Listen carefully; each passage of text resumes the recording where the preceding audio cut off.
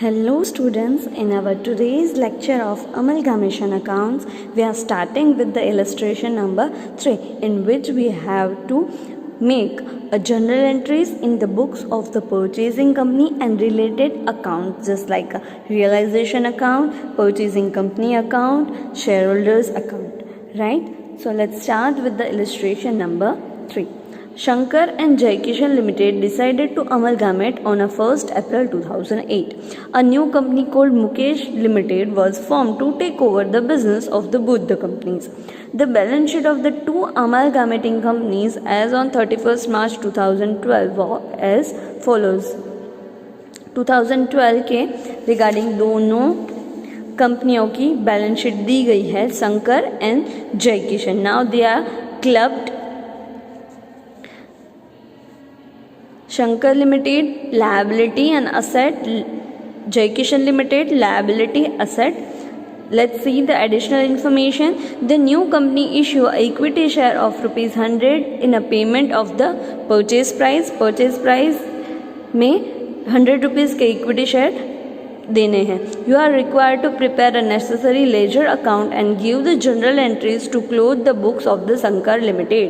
Shankar Limited की entries करनी है और परचेजिंग प्राइस में 100 रुपीज़ के पर इक्विटी शेयर हमें देने हैं. तो पहले हम परचेज कंसिडरेशन फाइंड करेंगे on the basis of net asset method. क्योंकि यहाँ पे परचेज कंसिडरेशन की प्राइस नहीं दी गई है तो हम कंसिडरेशन मेथड नहीं यूज़ करेंगे. कौन सी मेथड यूज़ करेंगे? Net asset method. So first calculate करेंगे purchase consideration on the basis of net asset method. Let's calculate. तो नेट एसेट मेथड में परचेज कंसिडरेशन कैसे फाइंड होता है? Total taken over asset minus total liability, then we will get the net asset, that is the purchase consideration. So let's talk about the Shankar Limited. How many total asset will be there? 2,51,000 total asset will be there and 50,000 was P&L account. So we will deduct the P&L account out of the total asset. So total asset of the Shankar Limited is 2,51,000 minus P&L account of rupees 50,000. So total asset will come 2,01,000. Then total asset will come 2,01,000 minus total liability. Liabilities come creditors plus outstanding rent. So creditors 50,000 and 1,000 outstanding rent. Total is 51,000. So net asset will come 2,01,000 minus 51,000. It will come 1,50,000. This is purchase consideration.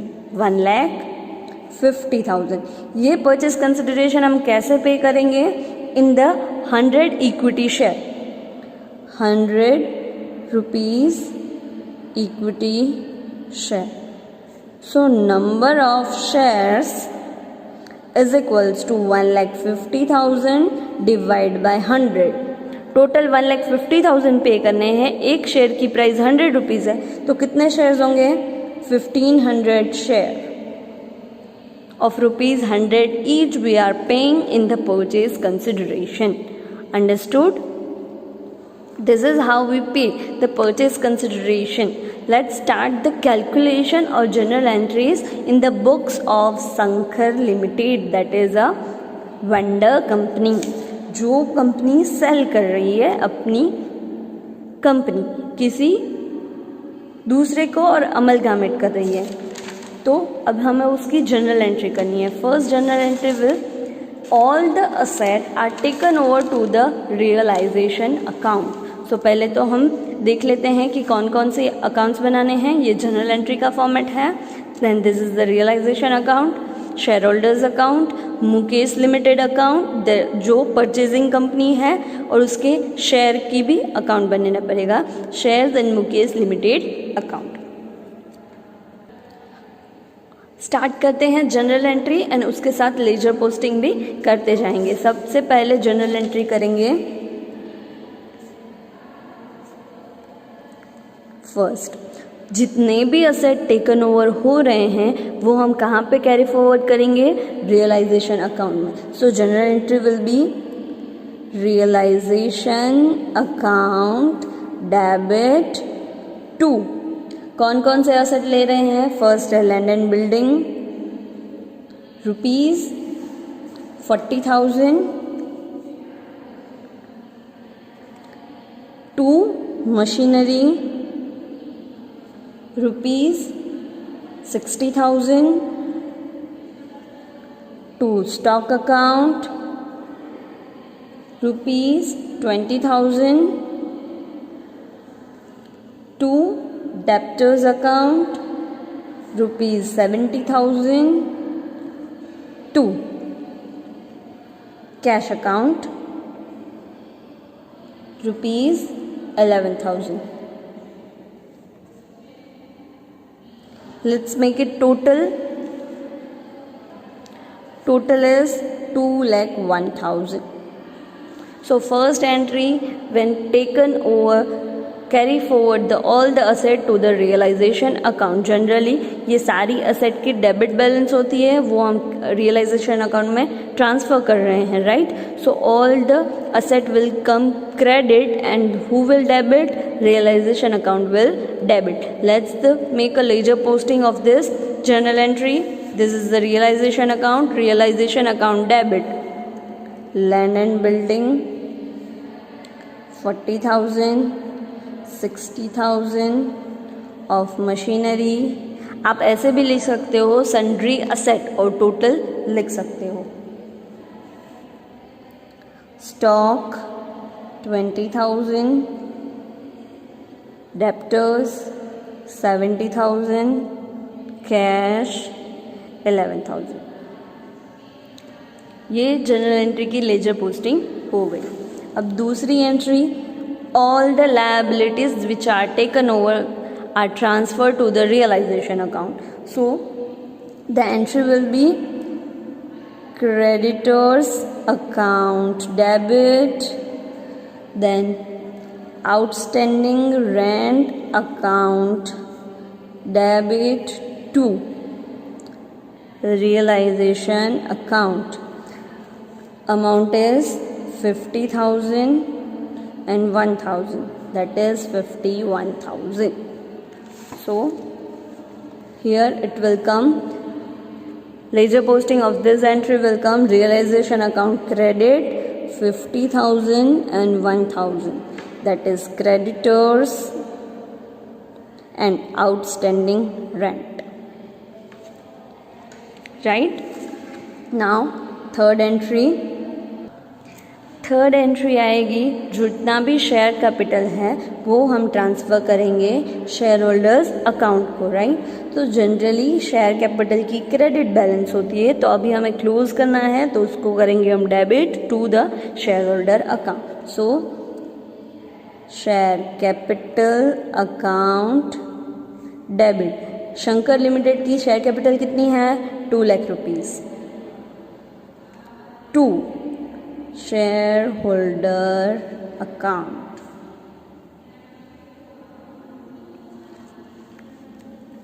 Fourth entry, जितना भी reserve के account है जैसे कि PNL और debenture redemption fund account और कोई भी general fund, capital security premium, कोई भी रिजर्व फंड है जो प्रॉफिट अक्यूमुलेटेड है वो भी कहाँ पे ट्रांसफ़र होगा? शेयर होल्डर्स अकाउंट में ट्रांसफ़र होगा। सो यहाँ पे पीएनएल अकाउंट की डेबिट बैलेंस है तो वो भी क्लोज हो जाएगी। तो जनरली पीएनएल अकाउंट की डेबिट बैलेंस है तो हमें करेंगे वो क्रेडिट। तो डेबिट कौन होगा? Share holder account. So share holder account debit of ₹50,000 to PNL account 50,000।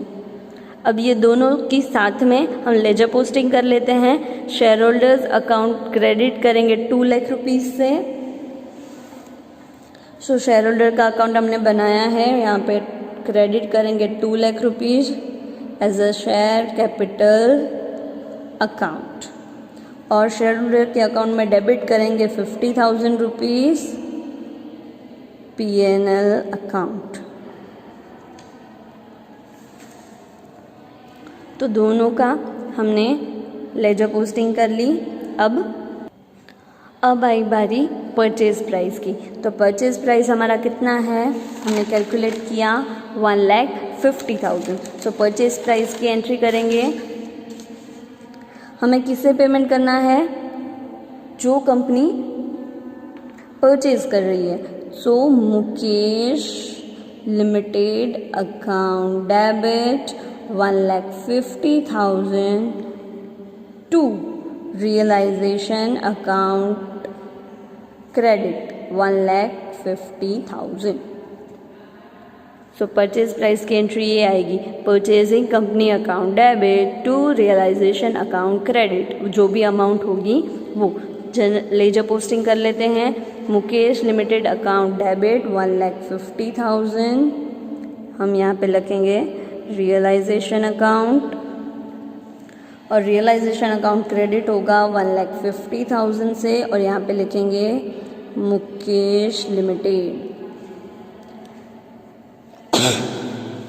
अब मुकेश को 1,50,000 तो देने हैं, पर हमें किस में देंगे, 1,500 shares into 100 rupees each share, हम शेयर पेमेंट करेंगे।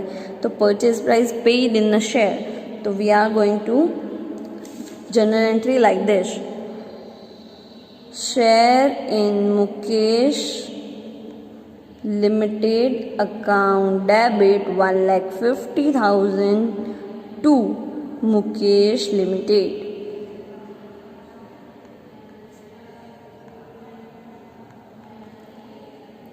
तो यहाँ पे भी हमें लेजर पोस्टिंग कर लेते हैं। Shares in Mukesh limited account debit 1,50,000, here we will write Mukesh Limited, and here we will write 1,50,000 shares in Mukesh Limited. Last entry, जो भी शेयर्स हैं मुकेश लिमिटेड के, जो शेयर्स हैं वो क्लोज होगी, किसको पेमेंट होंगे, शेयर होल्डर्स को, जिसके पास पुराने शेयर्स थे, पुराने शेयर होल्डर्स थे, उस तो हमने वापस देना है एज अ न्यू कंपनी के शेयर वापस देने हैं। तो ये क्लोज होके कहाँ पे चला जाएगा, शेयर होल्डर्स अकाउंट को, राइट। सो यहाँ पे 1,50,000 आएगा शेयर होल्डर अकाउंट, और यहाँ पे भी आएगा मुकेश के शेयर मिल जाएंगे। तो एंट्री क्या होगी, share holder account debit 1,50,000 to share in Mukesh limited 1,50,000, और इसकी जनरल एंट्री करेंगे, मुकेश की share holder account debit 1,50,000 share in Mukesh limited, और यहाँ पे एंट्री आएगी शेयर होल्डर अकाउंट। कितनी एंट्री करी हमने, 7 एंट्री करी। सबसे पहले all the asset which are taken over close and transfer to the realization account, first entry. Second entry, all the liability transfer to the realization account. Then share capital transfer to the shareholders account, and all the reserves and anything balance would be remaining are closed and transfer to the shareholders account. Then purchase price entry and purchase price जिसमें payment हो रहा है उसकी entry, और at the end of सारे shares किसको हम carry forward कर देंगे, शेयर होल्डर्स को कैरी फॉरवर्ड करते हैं। तो ये सारी एंट्रीज होती हैं। अब अकाउंट क्लोज कर लेते हैं। अकाउंट क्लोज हो जाएंगे क्योंकि हमने सारी एंट्री कर ली है। 1,50,000 plus 50,000 plus 1,000, that is 2,01,000 minus 40,000, 60,000, 20,000, 70,000 and 11,000.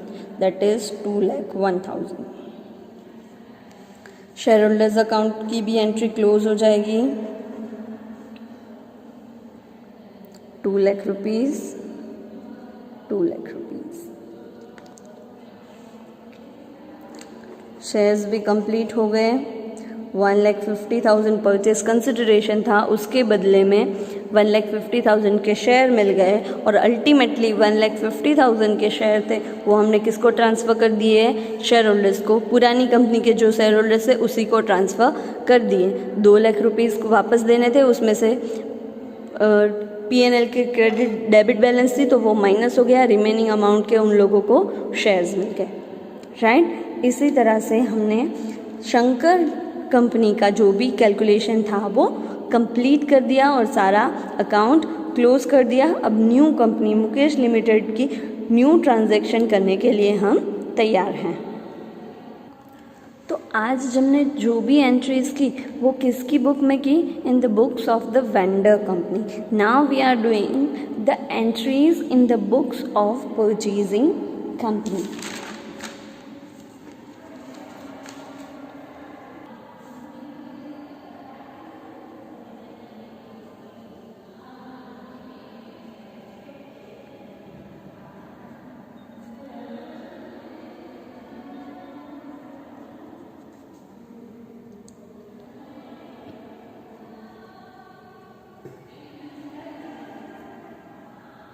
अब हम देखेंगे कि अगर कोई कंपनी दूसरी कंपनी अमलगामेट होके एक न्यू कंपनी बिल्डअप हो रही है तो जो परचेजिंग कंपनी है वो उसके नए बुक्स बनाएगी. तो पहले वो कौन सी एंट्री करेंगी?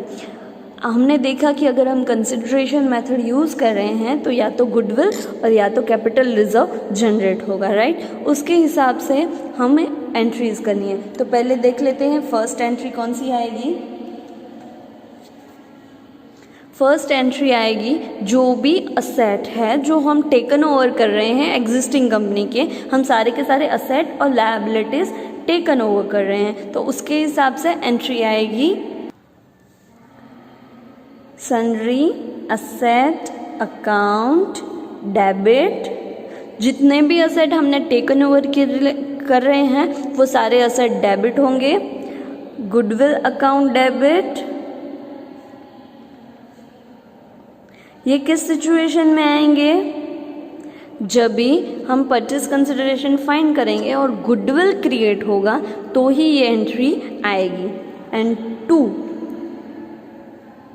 Capital reserve account. अगर कैपिटल रिजर्व क्रिएट हो रहा है तो कैपिटल रिजर्व की एंट्री आएगी. Then 2 sundry liabilities. अब क्या होगा? सारे के सारे असेट्स टेकन ओवर कर रहे हैं, सारी की सारी लायबिलिटी टेकन ओवर कर, जितने भी वैल्यू पे हम अग्री कर रहे हैं उतने में परचेज कर रही है परचेजिंग कंपनी या टेकन ओवर कर रही है तो सारे asset and liability taken over कर रहे हैं तो उसकी एंट्री आएगी. अगर गुडविल क्रिएट होगा तो गुडविल की एंट्री आएगी. ये दोनों में से एक क्रिएट होगा, या तो गुडविल क्रिएट होगा या तो कैपिटल रिजर्व क्रिएट होगा. तो उसके हिसाब से हम एंट्री करेंगे. Asset will debit, liability will credit. If goodwill is created then it will debit, capital reserve is created then it will credit. And last 2 liquidator और वेंडर कंपनी. बाकी की जो अमाउंट है वो परचेजिंग प्राइस के हिसाब से होगी, वो यहाँ पे अमाउंट आएगी. So sundry asset account debit, 2 sundry liability account, 2 liquidator और the vendor company account credit और गुडविल एंड कैपिटल रिजर्व की रिस्पेक्टिवली जो भी एंट्री होगी वो आएगी. तो पहली एंट्री है जितने भी asset and liability taken over कर रहे हैं उसकी entry. Right. Now entry number 2. अब जो परचेजिंग प्राइस है उसके बदले में नई कंपनी कैसे पेमेंट करती है तो क्या आएगी एंट्री? लिक्विडेटर और vendor company account debit 2 equity share. अगर न्यू इक्विटी शेयर इश्यू हो रहे हैं, ओल्ड कंपनी को नई कंपनी के शेयर मिल रहे हैं तो शेयर 2। सिक्योरिटी प्रीमियम, अगर प्रीमियम से पेमेंट हो रही है तो सिक्योरिटी प्रीमियम अकाउंट, अगर डिबेंचर भी पेमेंट हो रहे हैं तो डिबेंचर अकाउंट क्रेडिट, और 2 बैंक अकाउंट। ये चारों में से कोई ज़रूरी नहीं है कि चारों के चारों एक साथ ही आए।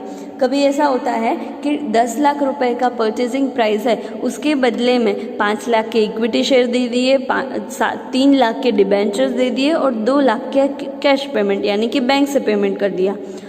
तो इस तरह से एंट्री होगी। अगर सिर्फ इक्विटी शेयर से होती है तो सिर्फ इक्विटी आएगा, डिबेंचर से होती है तो डिबेंचर आएगा। जो भी ऑप्शन होगा, जो सम के अकॉर्डिंग ये एंट्री होगी। जैसे ही आप सम करोगे आप अच्छे तरह से समझ पाओगे। And last entry on the basis of the liquidators expense. जो भी एक्सपेंस होता है वो हमें जो भी गुडविल अगर जनरेट होता है तो उसके हिसाब से हमें करना है। जैसे कि गुडविल हो या कैपिटल रिजर्व हो तो उसके हिसाब से लिक्विडेटर एक्सपेंस पे करना है।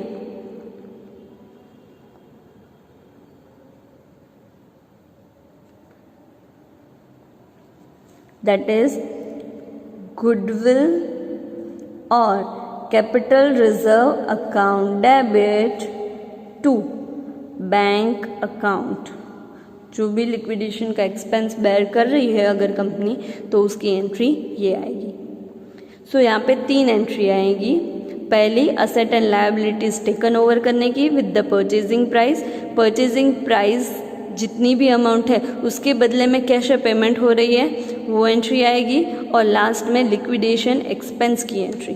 तो ये सिर्फ 3 एंट्री आएंगी in the purchasing company. So purchasing company अगर है तो उसकी बुक में ये 3 एंट्री आएंगी। इस तरह का कोई भी सम होगा तो हम वो नेक्स्ट लेक्चर में करेंगे। Okay, thank you.